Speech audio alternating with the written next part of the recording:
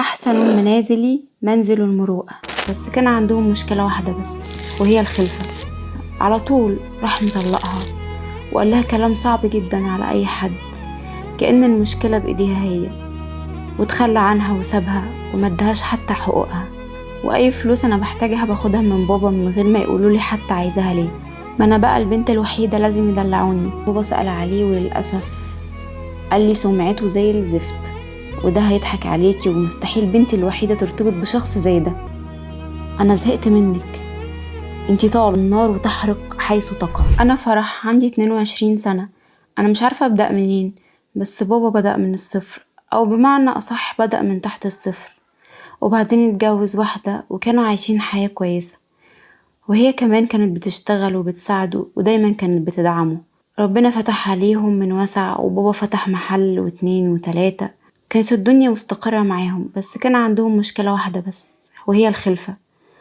هم فضلوا فترة مستنيين انهم يخلفوا، بس ما حصلش نصيب. وفي الاخر راحوا لدكاترة وعملوا تحاليل، وطلعت المشكلة من مراته.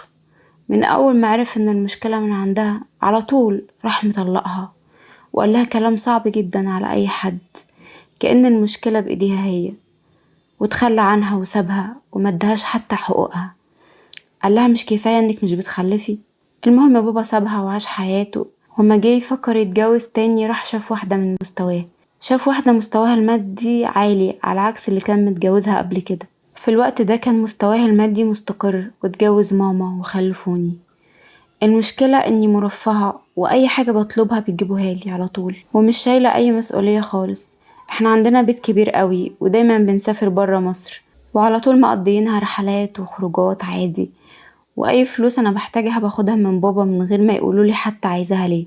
ما انا بقى البنت الوحيدة لازم يدلعوني. انا دخلت جامعة خاصة وفضلت زي ما انا عادي، باخد كل اللي انا عايزاه. بس كان عندي مشكلة واحدة بس، اني كنت عايزة اجيب عربية، وبابا ما كانش موافق على اساس انه خايف عليا، فكان دايما يخلي السواق هو اللي يوصلني. خلال الفترة دي وتحديدا وانا في تالتة جامعة، كان في شاب يعني مشهور في الجامعة انه بيصاحب بنات كتير وبتاع خروجات وقعدة صحاب والكلام ده كله، والبنات دايما كانوا بيتكلموا عليه.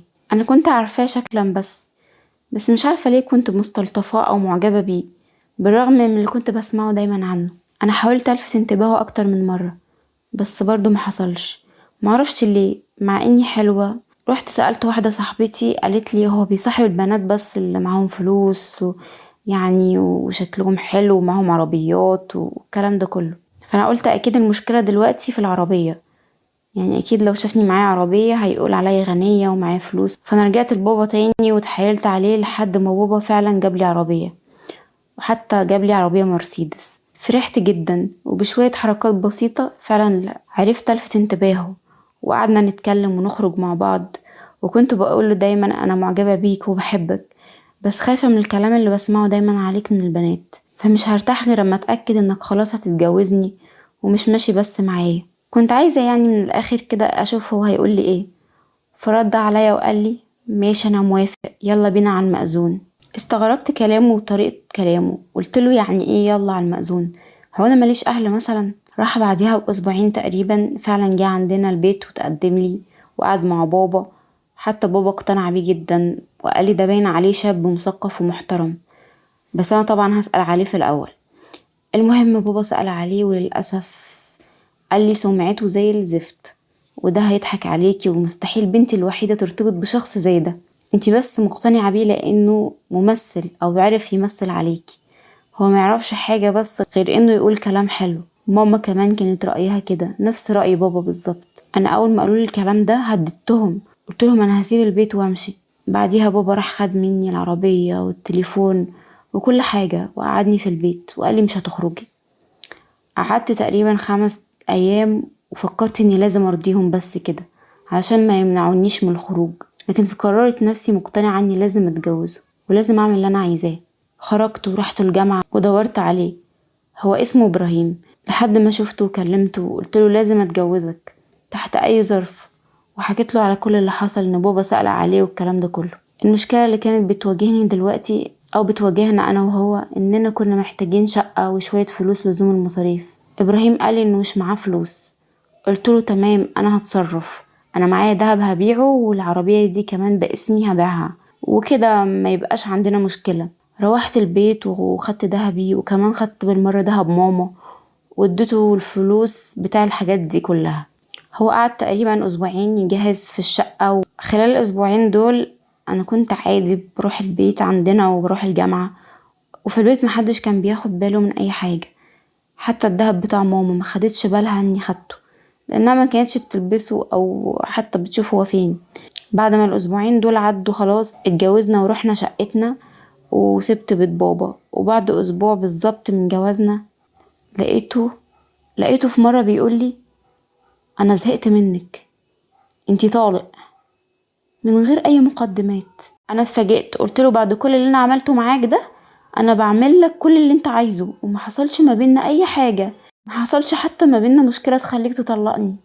راح رادد عليا وقال لي انت سبتي بيت اهلك وجيتي واتجوزتيني، انت ما ينفعش حد يثق فيكي، والشقة دي ايجار على فكرة مش تمليك، وخلاص العقد هيخلص اخر الشهر، والصرافي انت بقى.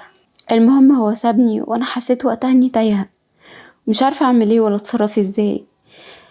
الشهر خلص وصاحب العمارة طبعا مشاني من البيت، او مشاني من العمارة، ونزلت وسبت الشقة وخدت شنطتي. حتى قعدت في مدخل العمارة شوية وعمالة افكر اعمل ايه، اروح فين دلوقتي. حتى ما ينفعش حتى اروح بيت بابا، هيقولوا لي ايه بعد كل المصايب اللي انا عملتها دي. انا فضلت ماشية شوية في الشارع وعمالة بعيط وتايهة مش عارفة اتصرف ازاي. المهم وانا ماشية كده لقيت في ست تقريبا خدت بالها مني او من حالتي. الست دي تقريبا عندها 50 سنة، راحت خدتني على جنب وقالت لي مالك يا حبيبتي في ايه. وبصراحة ما صدقت لقيت حد علشان افضفض له واحكي له على اللي حصل لي.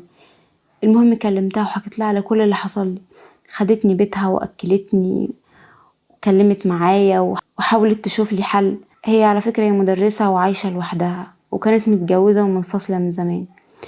هي خدت رقم تليفون ابراهيم وكلمته، بس قالت له انها عايزة تقابله، وما قالتش السبب، او ما قالتش هي عايزة تقابله بخصوص ايه، ما حكيتلوش اي تفاصيل. المهم جه على طول وكلمته بكل جراءة زي ما يكون انا بنتها بالظبط. هو اتعصب قوي عليها وصوته عالي. انا في الوقت ده كنت قاعدة جوه في الأوضة، وبعدين خرجت ما حسيتش بنفسي، لقيتني فجأة خرجت ومعايا سكينة وعايزة اقتله. هو راح ضربني وبهدلني جامد قوي لحد ما اغمى عليا ومشي. والست ما كانتش عارفة تتصرف ازاي. المهم ودتني المستشفى ولقوني حامل وسقطت. هي ما كانتش عارفة تعمل ايه، قالت لازم تتصل ببابا. خدت رقم بابا من على التليفون بتاعي وراحت مكلماه، وماما هي اللي ردت عليها. وبعديها بابا وماما جم المستشفى على طول. وكانت المفاجأة اما بابا شاف الست دي. هي كانت حكيالي قبل كده انها كانت متجوزة من واحد وطلقها ورماها اما عرف انها ما بتخلفش. المهم بابا اتصدم اول ما شافها في المستشفى وقال لي هي دي الست اللي انا كنت متجوزها زمان، معقول انتي اللي انقذتي حياة بنتي؟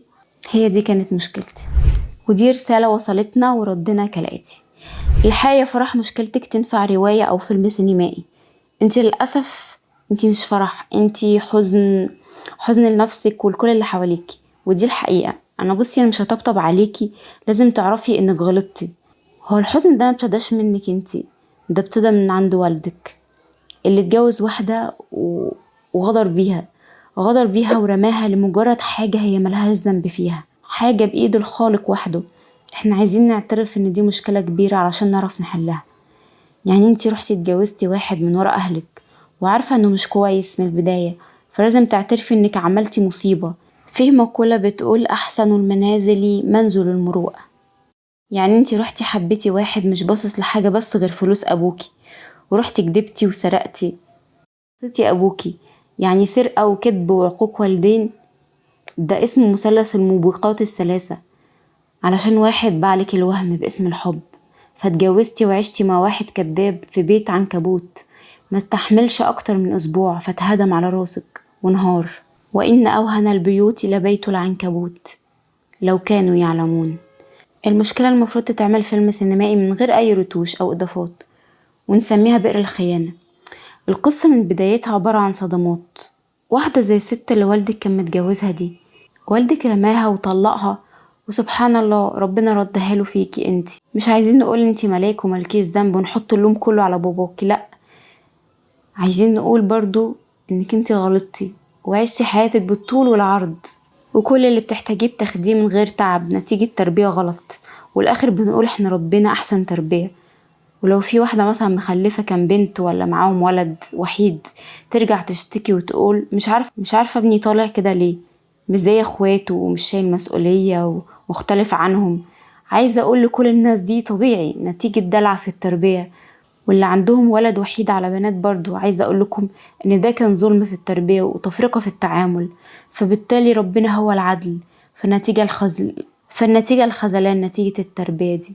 كل المشاكل اللي بنشوفها دلوقتي نتيجة التربية، وأي أب وأم شايفين إنهم ربوا أولادهم أحسن تربية.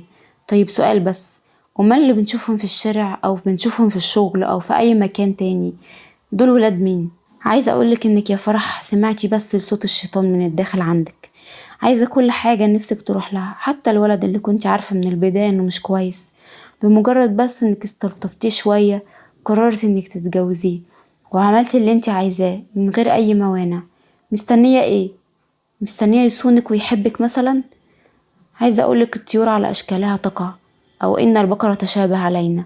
سفري حبيبتي العداد وابدأي حياة جديدة، ونقي قلبك، نقي قلبك من جوه، واعرفي إن في حاجة اسمها حلال وحرام لازم تحطيها دايما قدام عينيكي علشان تعرفي تعيشي حياة سوية. توبي إلى الله وبري والديكي، وإن شاء الله حياتك هتتغير وهتقابلي اللي تحبيه ويحبك. بالنسبة لوالدك بقى، الصدمة اللي اتصدمها دي ديون بتترد. انت كمان استغفر ربنا وعيد حساباتك، وحاول تعوض الست اللي انت ظلمتها دي بأي طريقة. يعني اعتقد هي مش هترضى تاخد منك اي حاجة اصلا، لان الوقت اللي انت سبتها فيه كان اصعب حاجة ممكن تحصل لها، واكيد انجرحت قوي في الوقت ده، وعرفت تداوي الجرح ده مع الوقت. والوقت عدى، فلو عرضت ايه عليها مستحيل تقبله. حاول انت بس تخليها حتى تسامحك، والله المستعان. اخر كلمة عايزة اقولها لابراهيم، عايزة اقوله النار تحرق حيث تقع. يعني انت عملت كده وفاكر انك هتفلت بعملتك دي؟ لا، يعني والد فرح عمل اقل من اللي انت عملته، او عايزة اقول يكاد يقترب من اللي انت عملته. وكانت النتيجة ايه؟ اكيد اي شيء عملته هيتردلك. الدنيا دوارة وكل ساق سيسقى بما سقى. شكرا ليكم، واشوفكم في حلقة جديدة من حكاية مريم.